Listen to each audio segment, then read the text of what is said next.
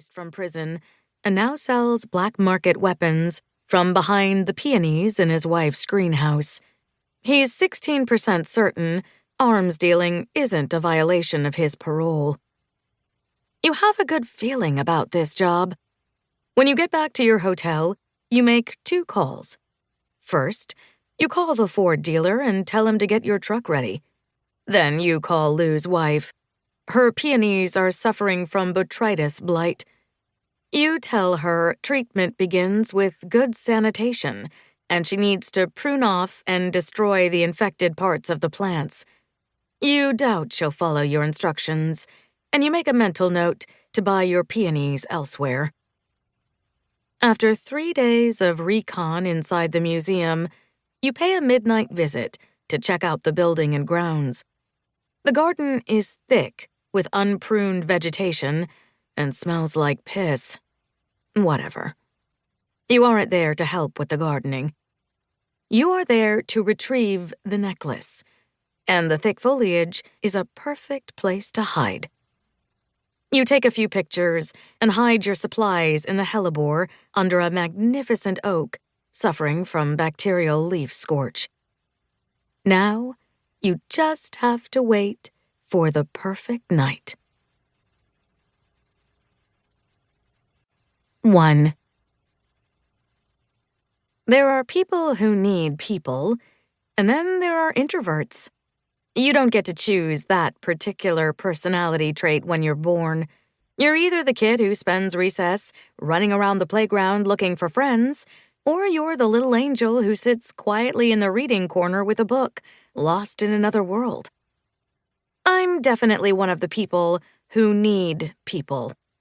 Leave me alone for more than a few hours, and I'll be speed dialing my way through my contact list or skulking around the local coffee shop looking for familiar faces.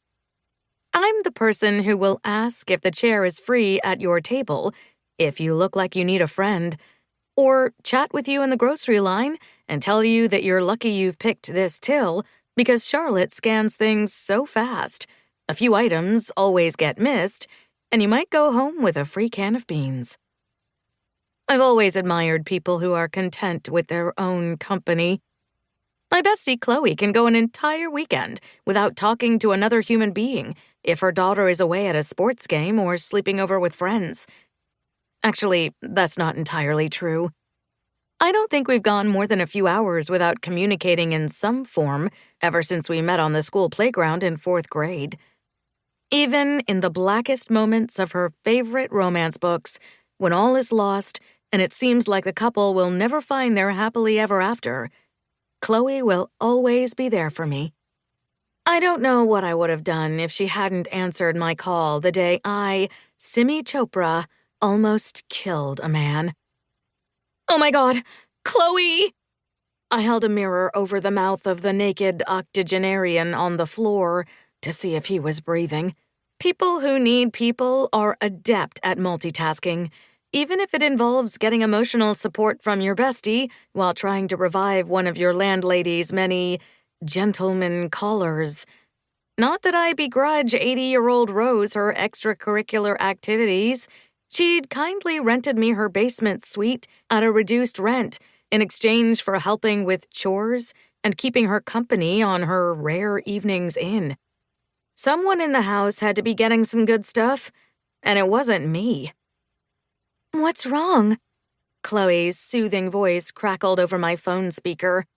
I was due for a phone upgrade, but between rent, loan payments, therapy, and living expenses, even my entry-level office salary, plus a side gig in a candy store, didn't pay enough to indulge. I think I killed someone. Chloe didn't miss a beat. I'll grab some bleach and be right over. You'll be late for work. It's an IT help desk, babe. We spend most of the day telling people to turn the computer off and on again. I can easily get someone to cover for me.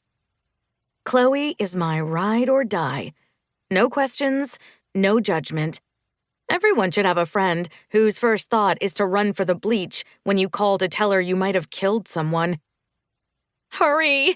He's barely breathing!